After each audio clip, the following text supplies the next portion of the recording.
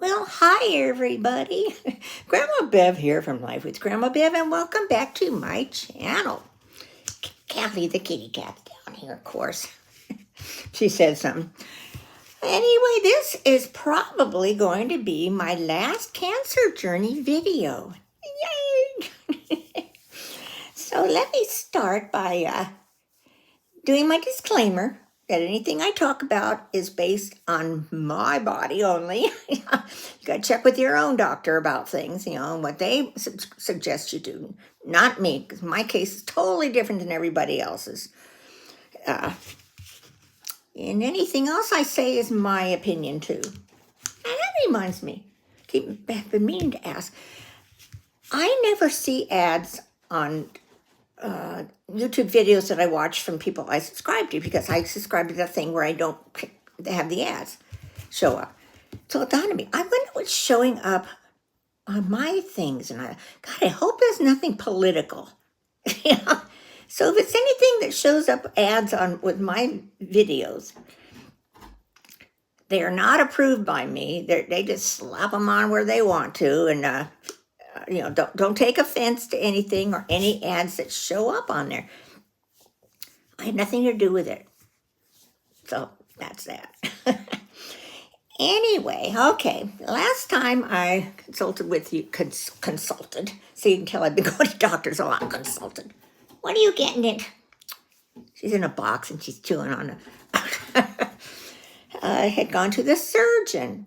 And she hadn't gotten my pathology report back yet, so she couldn't tell me how that looked. So, I already had an appointment set up with the oncologist for the 18th, which was today, but you're seeing this tomorrow.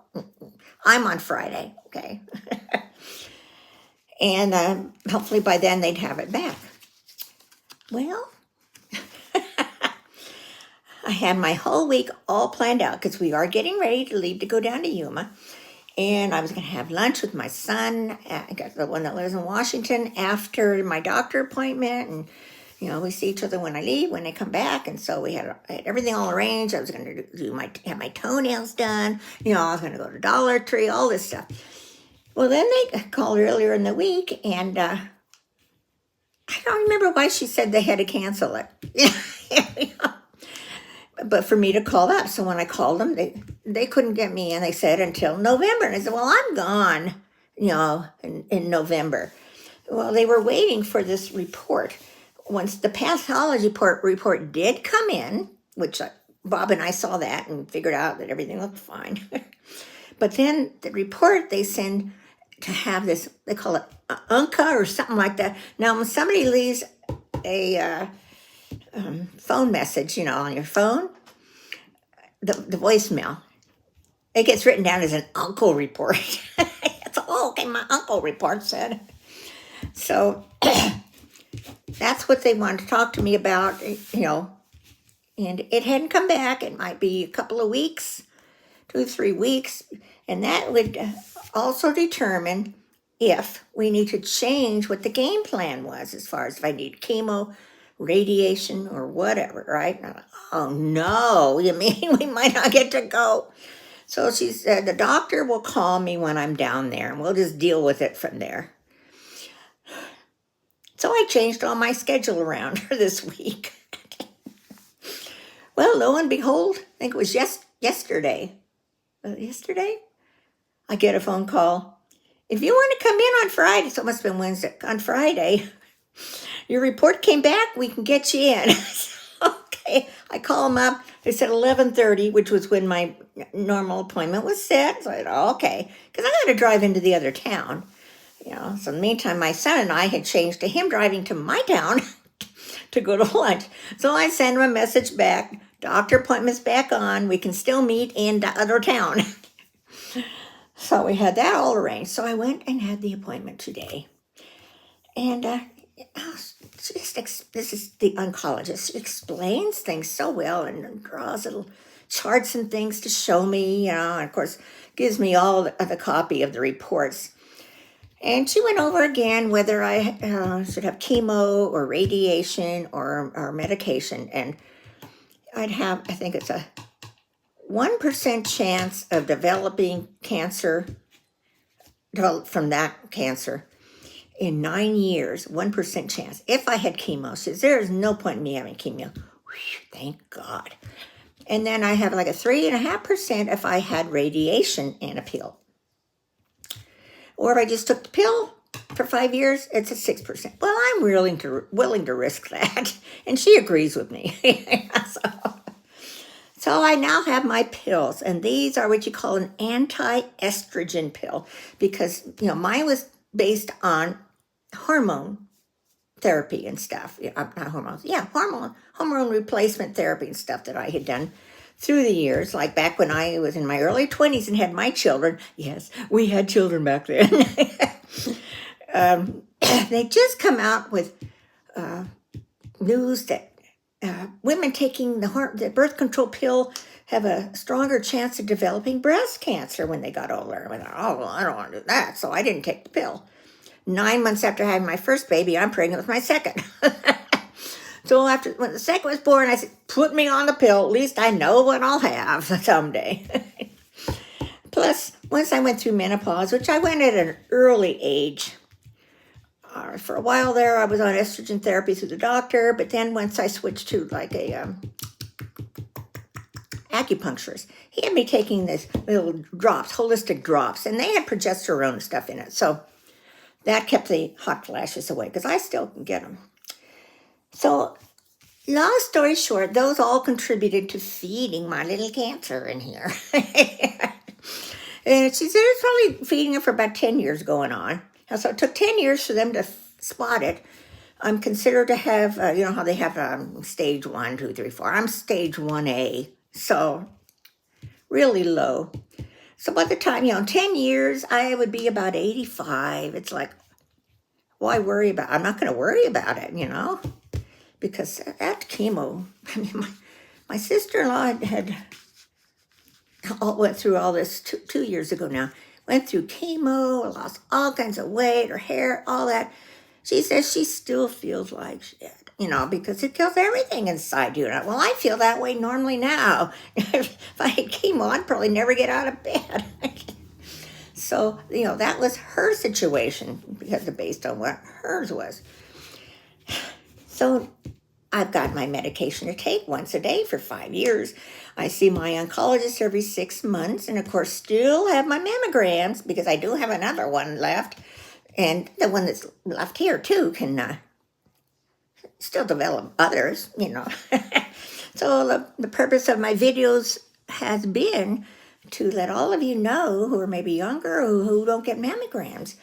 Ask your doctors if you should have them, if you should start having them, or when you should start having them.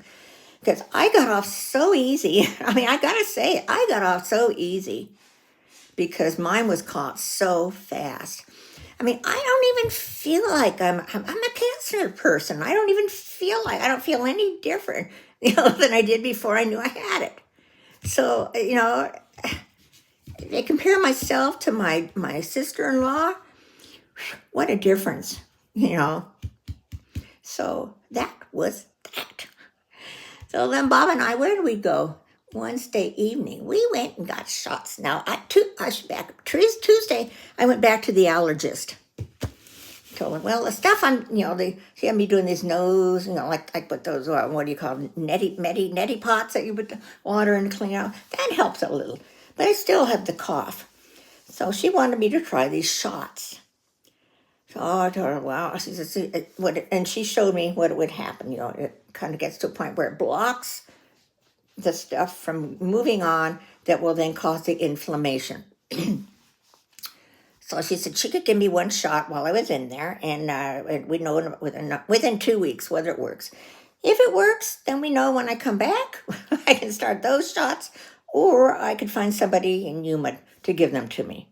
So far, I don't really feel a difference, but because it was the starting of them, I had to have 3 injections of this stuff. So 1 in one arm and 2 in the other. Well, then Bob and I went the next day because we wanted to get our vaccines and our flu shots, that kind of stuff, before we headed to Yuma. Now, I used to never get any of these kinds of shots when I was younger. I was against them, you know. And I figured by the time I got to be old, I'd change my mind. And I did. When COVID hit, bad word, when that hit, that's when I decided, okay, let's just start getting the shots, the flu shots and stuff. So we went back, got our flu shot, and I think I got the flu and the COVID in one arm and an RSV in the other, because I'm at high risk for RSV because of my asthma. So look at my poor arm. You can see, that's where, I don't know which shot it was that gave me a red arm, but we didn't feel sick from them. I felt a little headachy yesterday, or the day after. He took some Tylenol, he was fine. I didn't feel anything. I just feel a sore arm. So that's what's been going on. Let's see if there's anything else. That's enough, isn't it? So I wanted to update you guys. Like I say, this will be the last one. That's the breast cancer journey and the other health stuff. The other health stuff will pop in here and there in my regular videos. Hopefully, when I get down to Yuma, I'll be able to start doing my ride-alongs again. Bob is putting the dash camera, whatever it is, in the car tomorrow. He had gotten everything for it, right? And he needed another thing that didn't come with it. So he ordered it, got it here, and he said, okay, he was going to go out and do it. And I'm thinking to myself, there's going to be something wrong. There's going to be some part he's not without. Something's going to happen. Sure enough. I mean, he tries so hard. He comes in, well, I can't finish it because the part they sent me was a wrong one. I didn't say anything, you know. I said, you know, hell he goes. Let him think, oh, you're so great. He is great. But so he's got the other correct thing. Now, tomorrow he's going to be putting it in. And this dash cam is supposed to be able to it'll take me while I'm driving. Or him too. It'll have one facing forward and one facing inward. What's going on in the car, what's going on outside the car. And he says I should be able to use it for my YouTube videos, so we'll see. Otherwise, we're going to have to figure out some way for me to be able to mount my camera, you know, my phone up on the dashboard. The problem is these newer cars, when they got, you know, those big screens that come up, you know, on your dashboard, basically. And they're so close to the rearview mirror, you can't put the thing on the rearview mirror.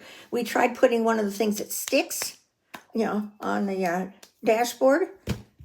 That was off by the next morning. It fell off, so we'll see. Anyway, that's what I hope to do. Now, we are leaving Tuesday for our winter in Arizona. Our house sitter is moving in here on Monday. So he will be here the whole time we're gone. So don't anybody get any ideas about breaking in the house, you know, because there's somebody living here. And then we'll be, like I say, taking off Tuesday morning. I don't think I'm going to record much going down. I'm staying in hotels. Well, the one hotel we're staying in is the same as the hotel of the next town. So I may do one video of the hotel. I can't even remember the name, but it's some new thing. So we've got two nights at that hotel in different places. And then where we stayed down in Las Vegas, you know, that's where we've stayed before. So I don't need to do a video on those hotels. So I'm not sure if my daughter, Michelle, will want to do any videos with me. I'll leave that up to her, you know, because we'll be doing some shopping. So, fingers crossed she will. I know a lot of you are subscribers of hers. And, of course, she stopped doing this for a while. So some of you have said, when are you going to do a video with Michelle? Michelle. Anyway, we'll see what happens. So I hope you all have a wonderful weekend. You're in good health all winter. And if you ever have any questions, you know, want to call me and say, hey, did you get this one you had? You know. That'd be fine, as long as you know that they're my opinions. So please comment, share, like, and subscribe. Hope you're all having a wonderful weekend. I love you all. Bye.